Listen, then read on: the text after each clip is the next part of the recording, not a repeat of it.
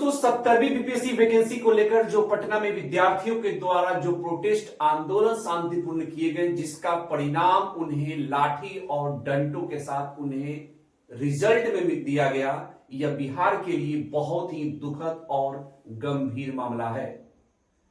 दोस्तों नॉर्मलाइजेशन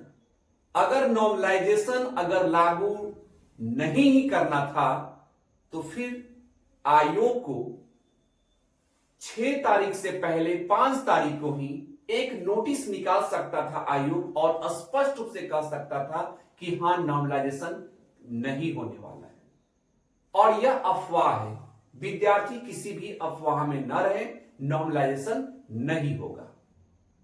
जब पूरा विद्यार्थियों का आक्रोश जब बढ़ता है, जब आंदोलन होता है, जब विद्यार्थी मार खा रहे हैं, डंटे खा रहे हैं, बहुत ऐसे विद्यार्थी हैं जिनके पैर टूट गए, चोट आए, जख्मी हुए, उसके बाद आंदोलन के बाद आयोग का सफाई आता है कि नॉर्मलाइजेशन वाली बात तो हम किए ही नहीं है।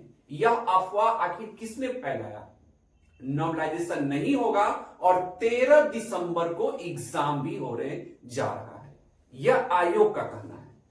तो सर अगर ये बात अगर पहले से आप अगर अच्छे थे, अगर आप सही ही थे, तो 5 तारीख को भी ये आप स्टेटमेंट दे सकते थे या एक नोटिस निकालकर आप बता सकते थे कि हां नॉर्मलाइजेशन नहीं होगा। आखिर नॉर्मलाइजेशन वाली बात थी ही नहीं तो फिर विद्यार्थियों का कोई शौक नहीं था पटना में गर्दनी बाग में इस तरह से अपना पैर तुड़वाना, कपार फोड़वाना, ये किसी का कोई शौक नहीं होता है मेरे भाई। नॉर्मलाइजेशन वाली बात जो आयोग के तरफ से कहा गया था, कहीं ना कहीं ये 100% सही था और आयोग भी चाहती थी कि नॉर्मलाइजेशन हो।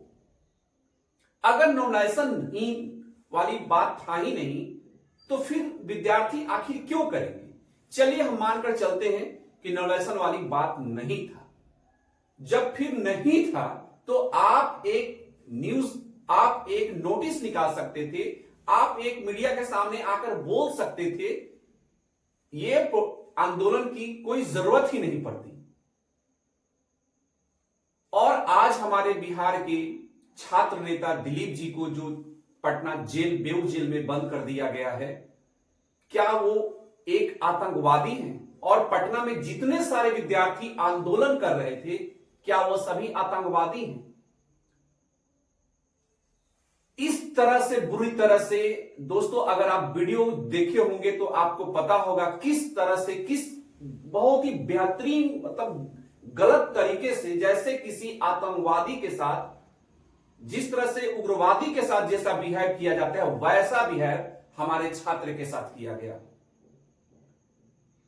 यही वही छात्र हैं जो भविष्य के हमारे एसडीएम और डीएसपी हैं। नॉर्मलाइजेशन वाली बात बिल्कुल ये सही था, तभी विद्यार्थी इस तरह से आक्रोश में आए और आंदोलन किए। और उनका आंदोलन सिर्फ और सिर्फ यह था कि हमें चेयरमैन साहब से हमें मिलना है। हमारे छात्र नेता का भी यही कहना था कि हमें चेयरमैन से सिर्फ मिलवा दिया जाए और उनसे बात करवा दिया जाए कि हाँ नॉर्मलाइजेशन है या नहीं। अगर है तो उसे नहीं होना चाहिए। यह स्पष्ट वीडियो आप देखा होगा तो दिलीप जी का स्पष्ट ये कहना था कि हमें चेयरमैन से मिला दिया जाए, चेयरमैन से बात हमें करना है। तो डायरेक्ट डंडा से आप उन पर वार कर रहे हैं, विद्यार्थियों पे इस तरह से दौड़ा दौड़ा कर मार रहे हैं, ये कहां तक सही है? और नॉर्मलाइजेशन तो होना ही नहीं चाहिए बीपीएससी में। यह कोई मैथ का पेपर थोड़ी है मेरे भाई। इसमें तो सिंपल सी बात है, 1 पेपर 1 एग्जाम होना चाहिए। यह यहां मैथ नहीं है। मैथ रहता तो हम कह सकते थे कि हाँ जो नॉर्मलाइजेशन होगा इसमें, क्योंकि हम पेपर का मल्टीपल पेपर हम भी दे सकते हैं, क्वेश्चन सब सेम रह सकता है, डिजिट हम चेंज कर सकते हैं। लेकिन इसमें तो नॉर्मलाइजेशन की सवाल ही कहां है? किसी से यह हो सकता है, किसी से आसान क्वेश्चन पूछा जा सकता है और किसी से हार्ड क्वेश्चन। कहीं ना कहीं यहां आयोग की 100% गलती है। दोस्तों और 80,000 से अधिक ऐसे विद्यार्थी हैं जिन्होंने फॉर्म नहीं भरा है। उनका रजिस्ट्रेशन तो उन्होंने किया, लेकिन उनका पेमेंट सक्सेस नहीं हुआ। कारण सिर्फ यही था कि सर्वर डाउन होना।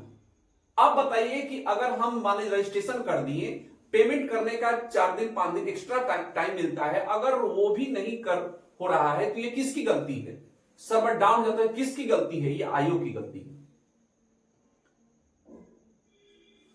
तो विद्यार्थियों के पक्ष में विद्यार्थियों को मौका दिया जाए, खासकर वैसे विद्यार्थियों का जिनका रजिस्ट्रेशन हुआ है और पेमेंट नहीं कर पाए, फॉर्म को फिर से रीओपन कर दिया जाए। चलिए, अगर ये भी आप नहीं कर सकते हैं तो कम से कम ये नॉर्मलाइजेशन वाली बात तो आप स्पष्ट कर सकते थे कि हाँ, नॉर्मलाइजेशन नहीं है।